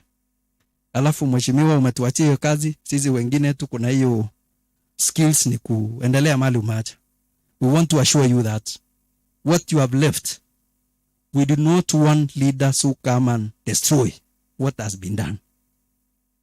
To build a foundation is very difficult, but to maintain it is another task. But we want to assure you that what you have left in Ravine, some of us, God willing, if we are given the opportunity, we will do it. And we will take it ahead from where you have left. Mwisho, tuendelee na kupendana. Sisi wote ni watoto wa Ravine. Hii chuki tunakuanga naye kidogo si mzuri sana. Kitu mzuri kifanyika tuseme ni mzuri. And especially if we are dealing with education, there is nothing good kuliko education. Some of us tulitoka mbali, and the aspect of education imetupeleka mbali sana. Sitaki kusema mengi, nataka niseme tu tujumuike pamoja, tufanye hii kazi ya leo, ndio watoto wetu waendelee na kusoma. Mwisho, mheshimiwa tunakushukuru. Unajua watu wengine wanajitaga hawaogopi kitu. Lakini mimi nimekuja kujua kumbe tuko na waoga ya mwisho. Tuko na waoga ya mwisho. Wewe uliomba kura 207. No, kuna bunge alitangulia sisi kidogo 97, mimi nikiwa darasa la form 4. Akafanya karibu mwaka 10. Ukashika from there. Na akapewa nomination bado, amekaa parliament mwaka 15. Na mimi nasikia tu yeye haogopi kitu. Mimi nashindwa kama mtu haogopi kitu, bado anafanya nini Ravine? Wanaume wamefika Nairobi wanaomba president, yeye bado anasunguka wapi? Ravine. Sasa hii mambo ya kusema kuna watu waoga ya mwisho. Mimi nakushukuru wewe si muoga, sababu hiyo miaka yako 3 terms umeonyesha sisi njia ya kuenda mbele huko. Hii wengine wanakaa Ravine waendelee kukaa. Lakini tunaomba tu hivi. Akikaa akishindwa akubali. Hiyo tu ndio tunaomba. Na bado tunamuomba yeye watu mtuulizie kama akikuja UDA ataka kwa UDA ama bado atatoka. So hiyo ndio shida yetu kubwa. Na wananchi tunawatuma mtuulizie tumekaribisha yeye kwa UDA, lakini atuhakikishie kwamba hii UDA atakaa hapo kabisa mpaka mwisho. Mwisho kabisa na waomba tukienda huko mbele tuko wengi. Kuna ndugu yangu Kutonge, kuna Karo, dada yetu. Sisi wote ni watoto wenu. Wale mtuweke kwa kichungi sawa. Lakini mimi nikiona kwa hii watu yote hii mimi naona hapo mimi nanitosha. Asante sana, Mwenyezi Mungu awabariki. Asante sana.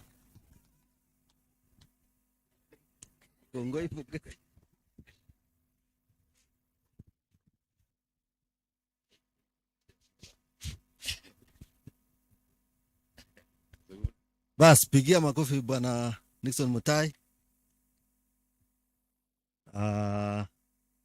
Bas, director, wewe ukuje utufungie kikao ya kuongea ili hii siasa umalize, ndio sasa turudi education. Madam Wakema is our sub-county director TSC. Yes, karibu sana.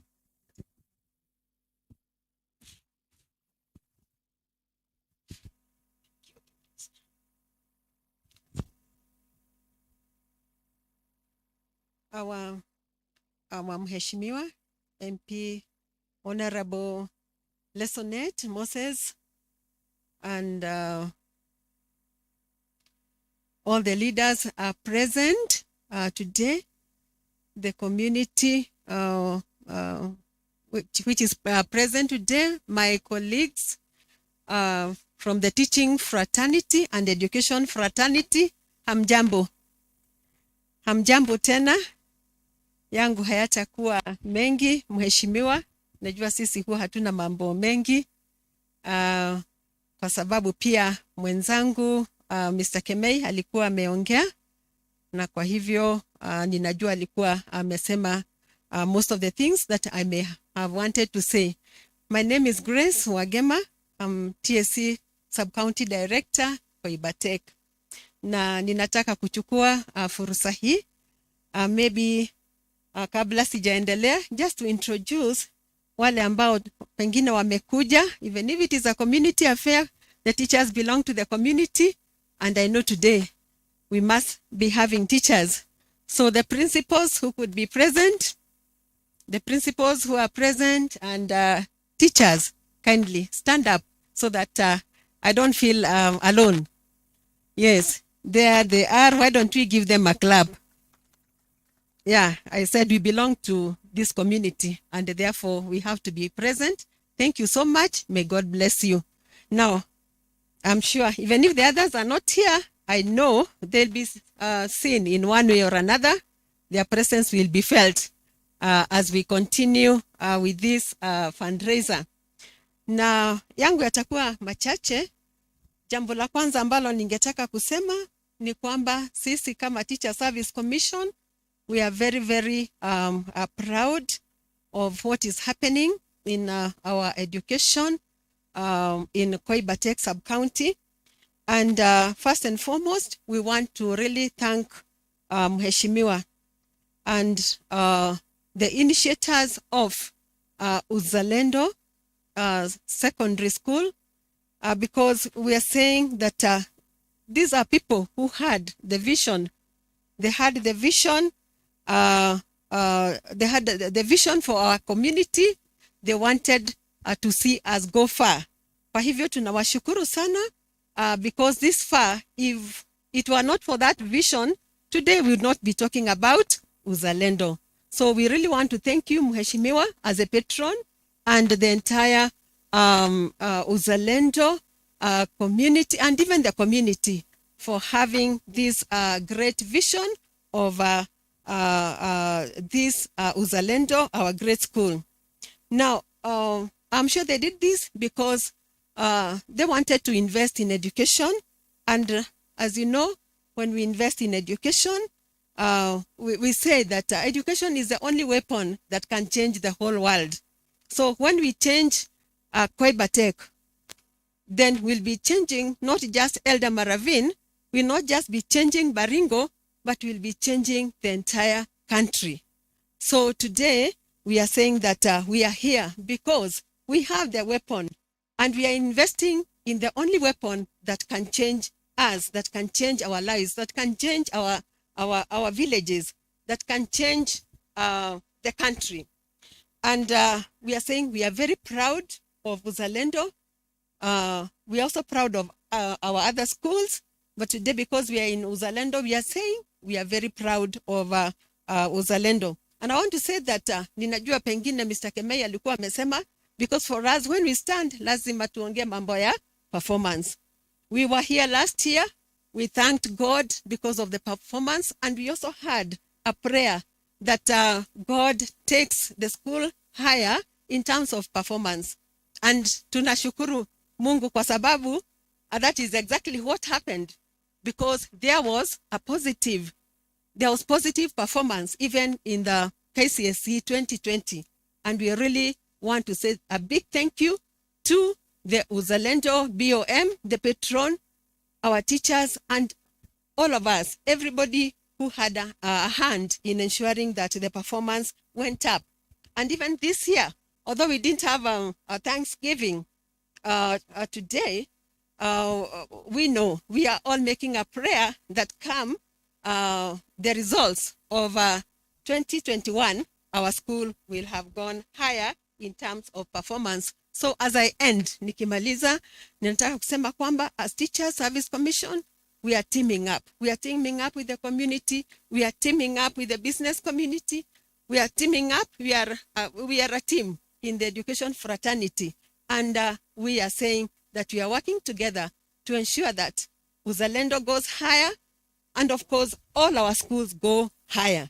Kwa sababu hilo ndilo limetuleta hapa kuhakikisha kwamba masomo katika this sub-county yameimarika. May God bless you so much as we continue with the event. Thank you.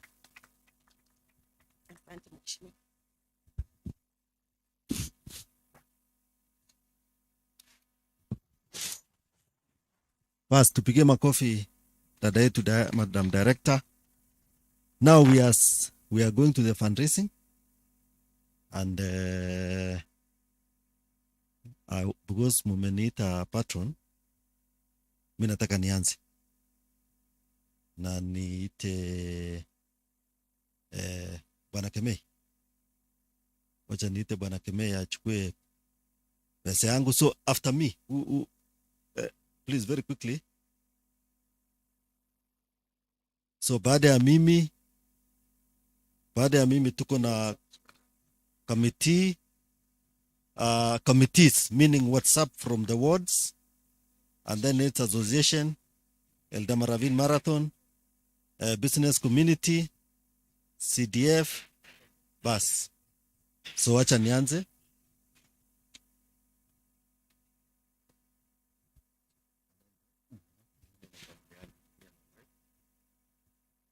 Haya, hebu munisikie, tuchangamke kidogo, hebu tusukue mikono yetu, tupashe mikono yetu choto kidogo, tuongeze. Haya, Mheshimiwa ambaye ni patron ya shule ya Uzalendo na familia yake ametoa pesa kiasi 1,500. Hiyo makofi haitoshi, ongeza, louder. Thank you Mheshimiwa.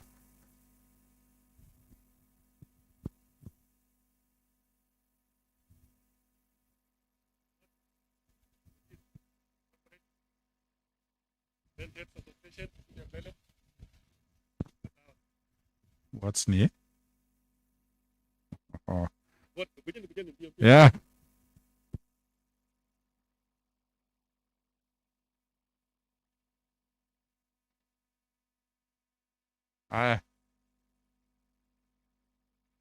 Oh.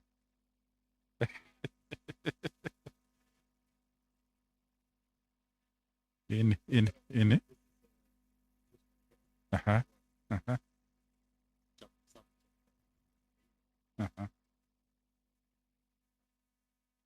Lembus Perikera Ward wametupatia shilingi 30,000. Muwapikie makofi jameni, asante sana.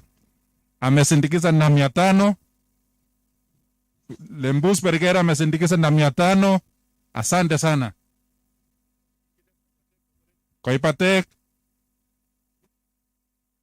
Koipatek Ward. Heads Association. Mnajua Principal Uzalendo ni chairman ya Heads Association ya hii sub county na Baringo. Vijeni?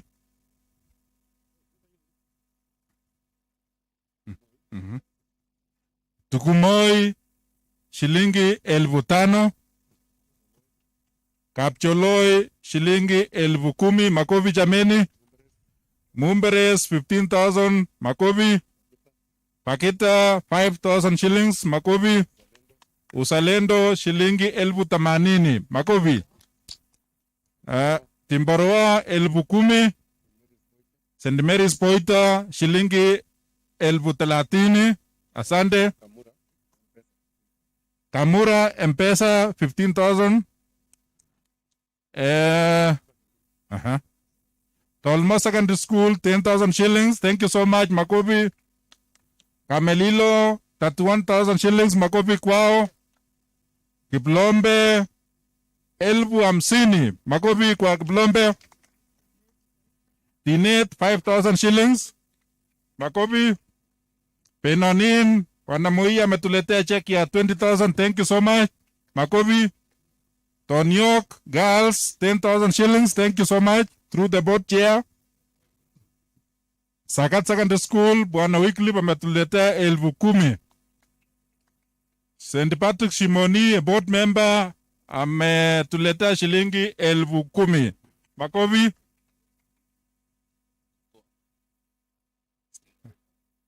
And then the Eldama Masi Girls, Eldama Ravine, principal amenituma na pledge ya 30,000 shillings, ataleta check next week. So mutaandika mahali. Kiptuno 10,000 shillings. Uhuru Kabiyet 10,000. Yeah, hizo ni pledges. So mwenye naandika andika mahali. Koipate kuot. Kuna list hapa totaling to 16,500. Makofi kwao. Iko kwa M-Pesa.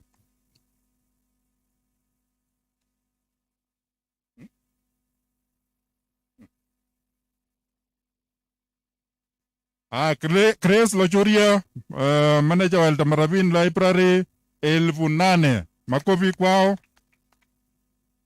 Next.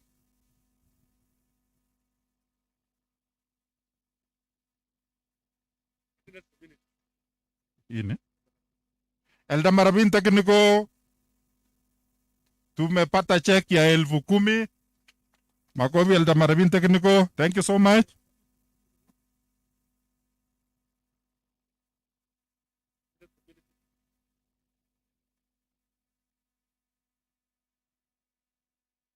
Business community.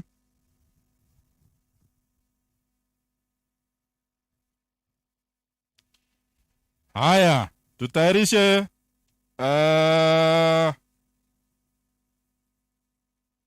ini. Koilai contractors tumepata shilingi 1,100. Makofi kwao.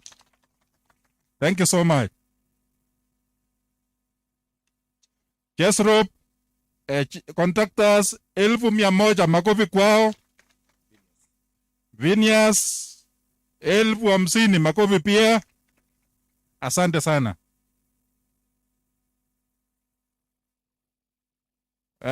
Organizations tukaribie CTF. Nilikuwa nimemwona chairman CTF.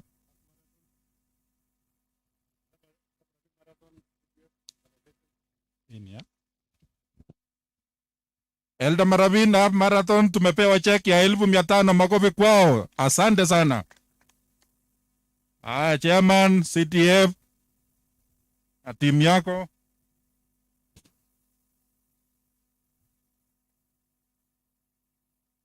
Chairman ya CTF ametuletea shilingi 20,000. Asante sana chairman. Anasindikiza na 1,000. Asante. Anasindikiza na 1,000. Anasindikiza na 1,000. Thank you so much. 1,000. Punste 1,000. Thank you so much. 500. 1,000.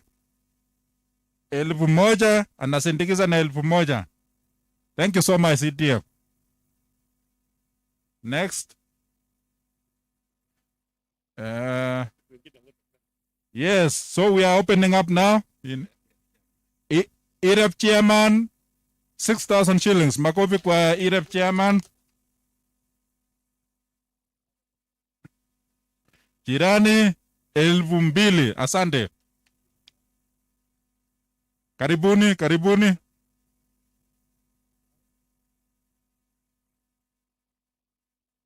Amesindikiza CDF na shilingi 1,000. Asante. Chairman ya Sakat ameleta pesa yote, amesindikiza na 1,000. Asante chairman. Marafiki wengine, wageni, yes, wageni aspirants. Aspirant Mutai amepledge 10,000. Unalipa? Okay, good. Anasukuma kwa M-Pesa. Thank you so much. Makofi kwa Mutai. 10,000. Madam ametupatia shilingi 5,000. Makofi kwake. Oit imesukuma kwa M-Pesa 2,000. Asante, makofi kwake.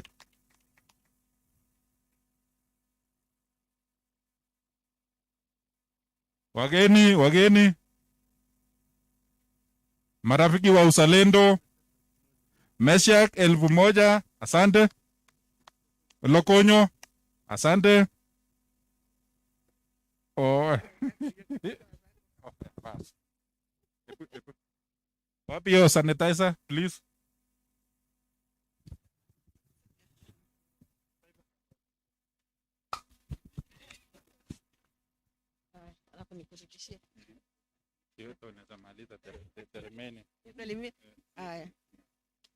Sawa. Okay, asante sana. Tuko na director Ministry of Education 5,000. Situmpigie makofi. Pastor Sang 2,000. Niko na MCA kwa Ibatek Ward 3,000. Niko na zangu from TSC Sub County Director. Director unaweza chukua. Madam Director ametoa 6,000. Makofi kwake. Inasindikizwa hapa na Mr. Tanui 1,000. God bless you. You can continue.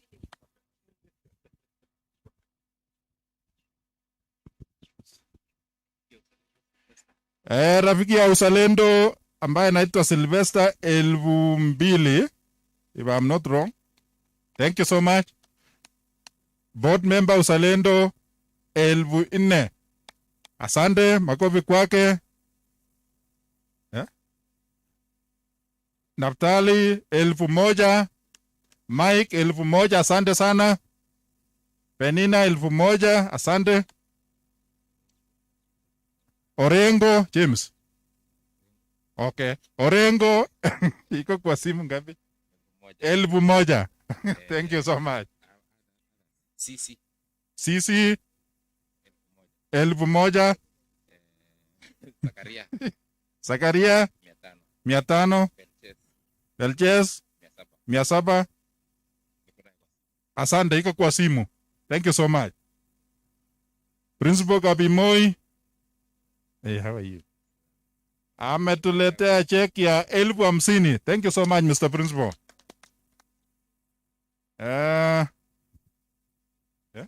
Paid uzalendo ametuletea shilingi 2,000.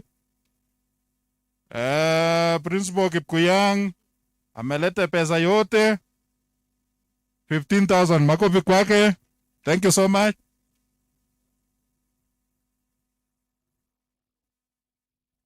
Kuna?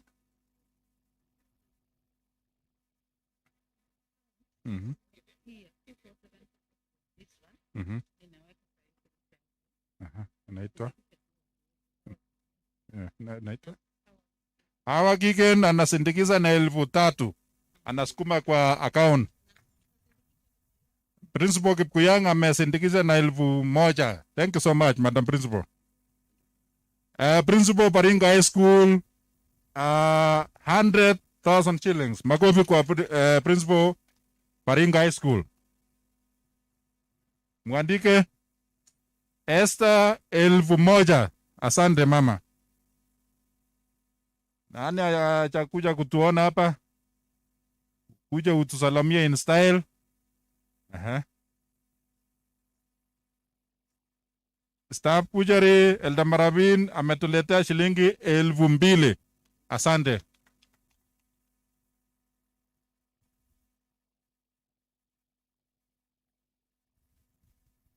Nani atakuja kutusalamia? Thank you so much.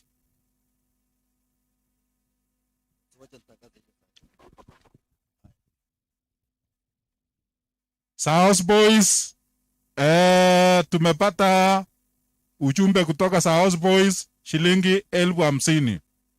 Makofi kwa South Boys.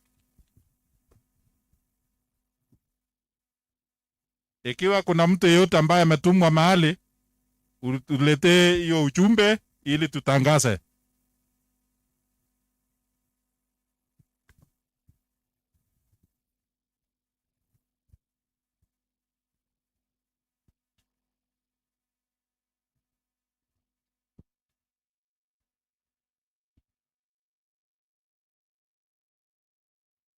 Haya, mara ya kwanza nani bado?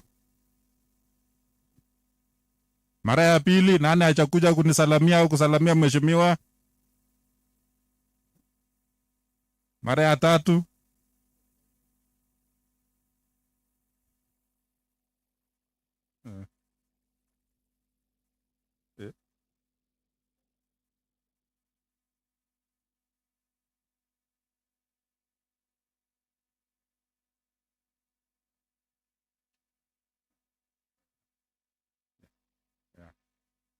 So ningependa nimwalike mzee Baringo ili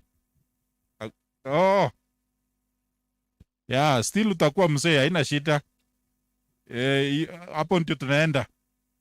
Yes. Karibu, so that as we wait for others you can move a vote of thanks. Thank you so much. Okay. Asante sana. So najua wanaendelea kuhesabu, so I can move the vote of thanks. Kwanza, let me thank each and every one of you for coming here today. We really appreciate your support. Wacha nianze na team ya CDF. Thanks for your contribution. We have the team of contractors. You made your presence known.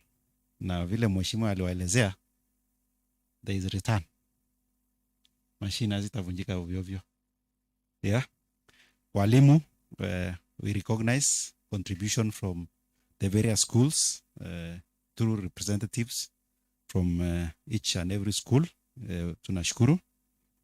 We recognize the organizing team led by Josephat Kigen with Mr. Chumba. We really appreciate the groundwork that you did. Vile mulifanya mpango mpaka tukafika pali tumefika. We thank representatives from the Ministry of Education for being here today with us, for the advice you've given us. Recognize Director Tubey from the county government. Aspirants, mmekuja kwa wingi. Na we really appreciate your presence, because your presence also means that you have this project or this school close to your heart, and it means itaendelea hata wakati mheshimiwa kama vile ametuelezea maono yake. Nyinyi mkiingia mtaendeleza hii kazi. It will not be a struggle, ensuring that this transformative project inaendelea vile inatakikana. We also I want to recognize board members of Uzalendo School who are here with us. We appreciate your presence. Let me see. Who else have I not recognized? If I have not recognized you, please remember that we appreciate your presence. I want to appreciate our patron, Honorable Lesonet, for the good work that you continue to do. Kama vile aliwaelezea, when you are selling this as an idea, you are being told there have been many ideas before. And the question was, how different is this from the other ideas? But as you can see, we've been able to transform this idea into a reality where we are talking of children who have benefited from these scholarships. We are talking of children who are now in university, courtesy of efforts through each and every one of you. So wakati utakuwa unasikia kuna products ya uzalendo, kuna watoto ambao wamesha maliza university ama wako uzalendo school, know that your contribution is part of what is going to change the lives of our students or those from needy background. When I'm not in EREF, I spend time in the Ministry of Health, the Department of Health in Baringo County. Na najua bado wanahesabu pesa, so now I can touch on health issues. Si nyinyi wote mnajua tuko na challenge kubwa kwa wakati huu. We have the COVID situation. COVID is with us. Last year, when we did our fundraiser, Kenya haikuwa imefungwa. Yes? Okay. Kuna pesa ingine imekuja hapa, wacha nipokee. Yep.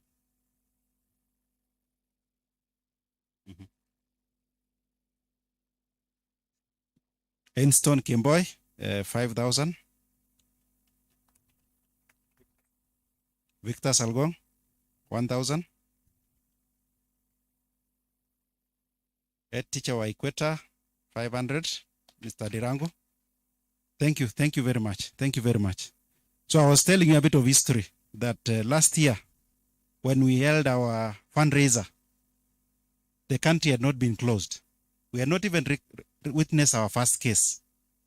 But now, in Baringo, we have over 1,100 cases in Baringo, and we've lost people.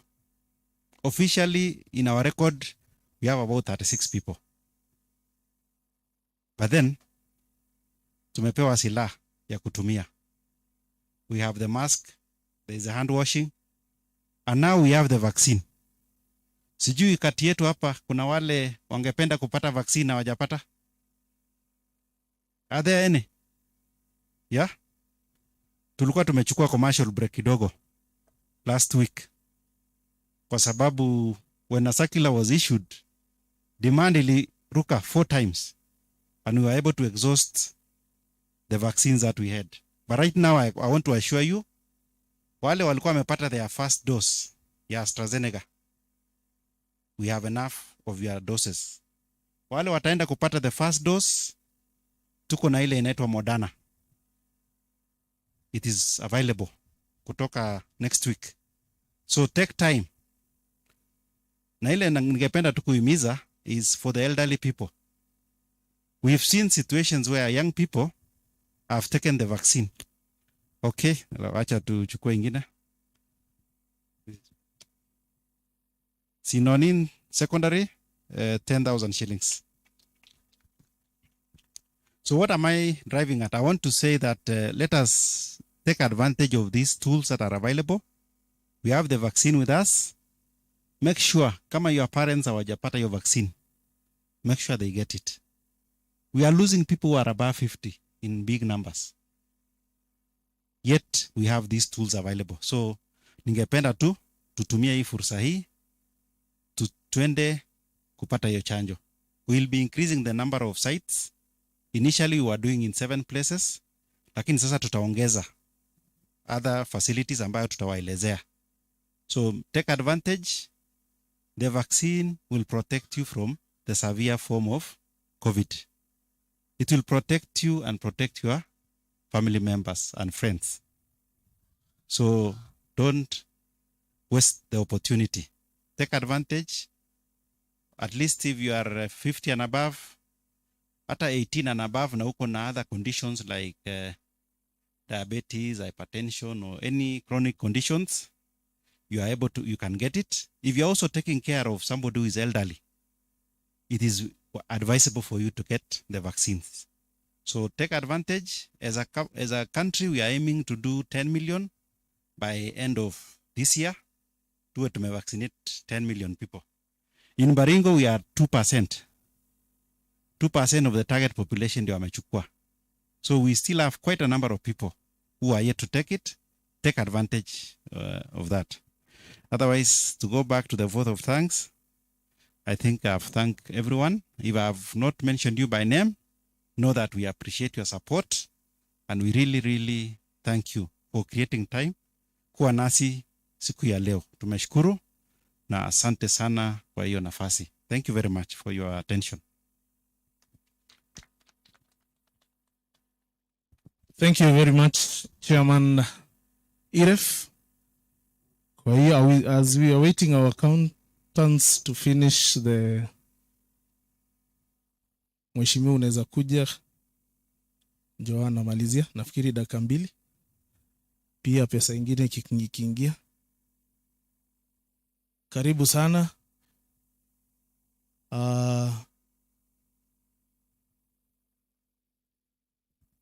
Pigia chief makofi. Chief pigeni chief Lebele makofi.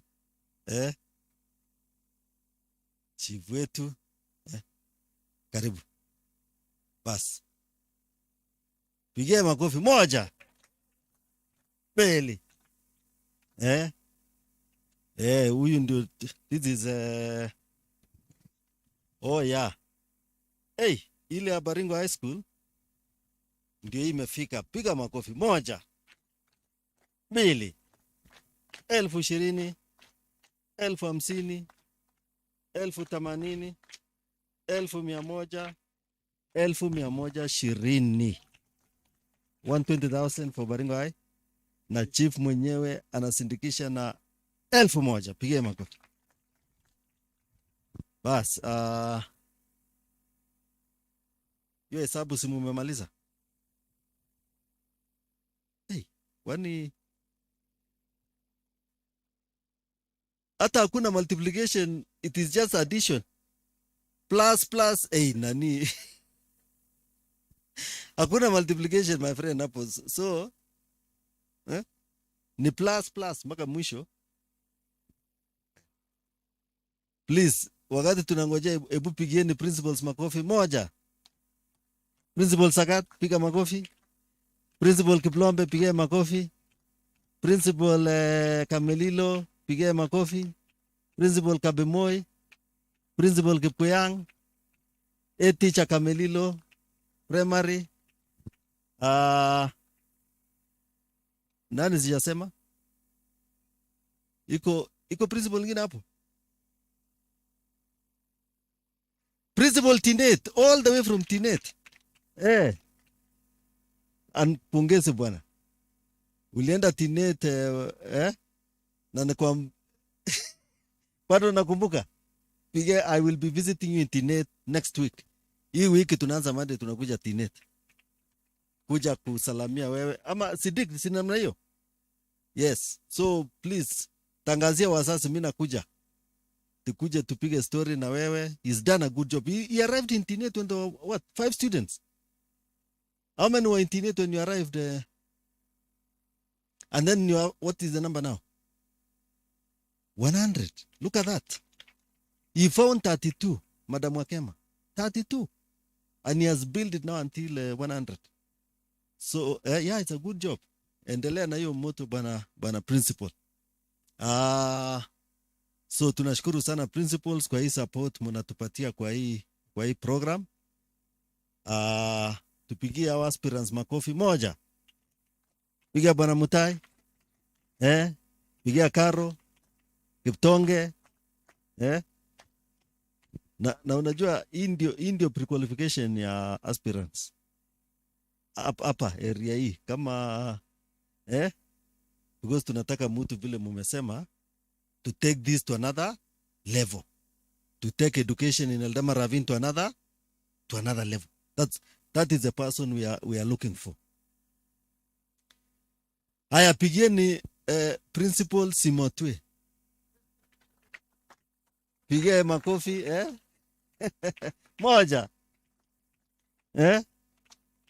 Madam Chelanga, principal wetu, Simotwe. Actually, yeah, we were told there was somebody we were waiting for. Ilikuwa ni wewe. Yes. Pigie makofi bwana akikaribia hiyo. Yes. Thank you, principal. Yes. Yeah. Yes. Tumemaliza.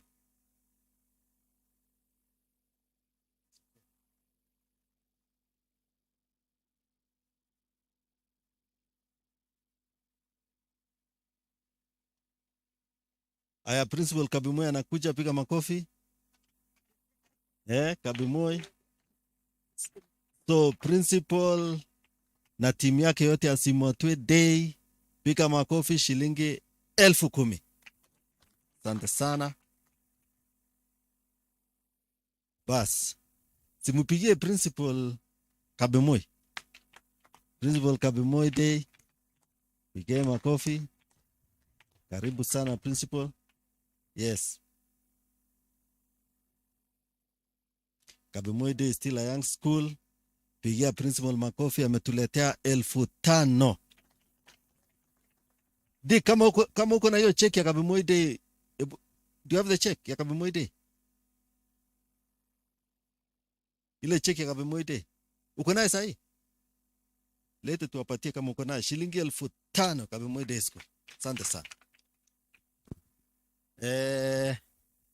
Bas, hesabu. So, tutapitia shule yako Monday. Or you can join us in Ngarie. Ukuje Ngarie? Yes. Good.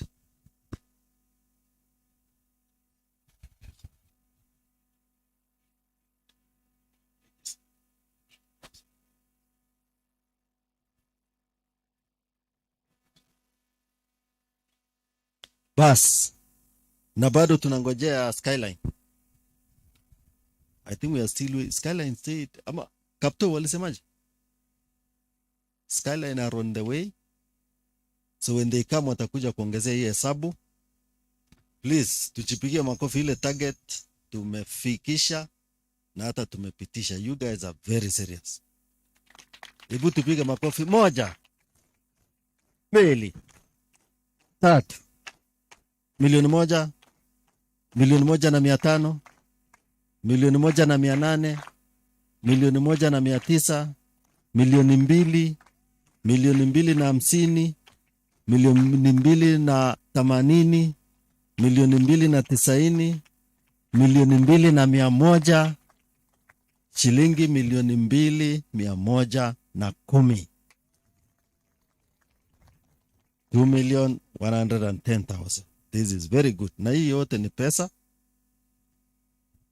Tuko na kwa hii pesa yote, ile ambayo italetwa Jumatatu ni ya Eldama Ravine Girls 30,000 na Statehouse 50,000 na kwa 80, na hiyo ni guarantee pamoja na PayPal 3,000. Makofi tena. Na Mungu awabariki sana. Thank you very much. So somebody to Pastor kuja ombea sisi. Good. Pastor Harrison, we are done with our function. Tukuje tushukuru Mungu kwa hii Let me tell you, whenever you are doing God's work, you'll always meet the target. Let me tell you. You'll always meet the target. In fact, it is only we've not been courageous enough to tell God we want to raise 10 million. Yes, we've not been courageous. Yeah. But I believe, because since we started this thing, it's a long time ago, 2013, we have never failed to meet the target. But again, I'm saying we've not been courageous enough to tell God we want 10. I don't know, maybe one day. But any target, yes.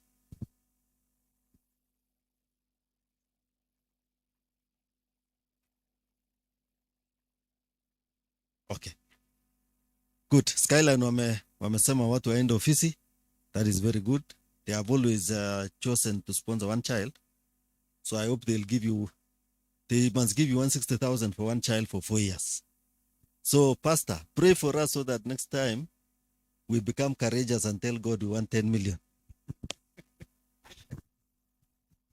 And when we do that, we'll sponsor more children, maybe 100. Yeah? Asante sana. Bwana asifiwe. Basi tutasimama alafu tushukuru Mungu kwa ajili ya hiyo kazi tukiongozwa na patron ambaye ametuongoza vizuri. Wote waliofika mahali hapa tunasema Mungu awabariki sana. Nataka tuimbe wimbo kidogo na itakuwa ni nzuri. Kuna baraka katika Yesu Bwana. Na baraka katika Yesu Bwana. Na baraka ni ushindi katika Yesu Bwana. Ni ushindi katika Yesu Bwana.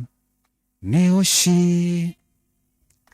Baba, katika jina la Yesu, mchana wa leo Mfalme, twashukuru, twasema ni asante kwamba siku hii umeifanya na ukaifanikisha. Jina lako nalibarikiwe na litukuzwe milele.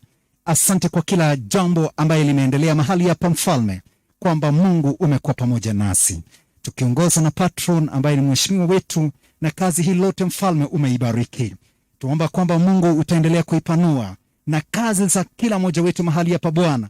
Bariki mahali imetoka, bariki kazi zao, bariki wazo walio nayo na mipango walio nayo. Jehova, achilia mapanuzi katika maishani mwao katika jina la Yesu. Na katika kila kazi na katika kila jambo Mungu wetu umeibariki. Mheshimiwa ameomba kwamba siku nyingine Bwana utaipanua zaidi, utaibariki zaidi. Na barikia kila moja kwamba Mfalme, tunapoondoka mahali hapa tunasema neema na baraka siwe juu ya maisha yetu. Kwa Yesu Kristo Mwokozi naomba na kuamini. Amen. Baraka za Mungu siwe juu ya maisha yenu. Asante sana. Asante sana Pastor kwa maombi, na nafikiri tumefika tamati. And then you people kindly, kama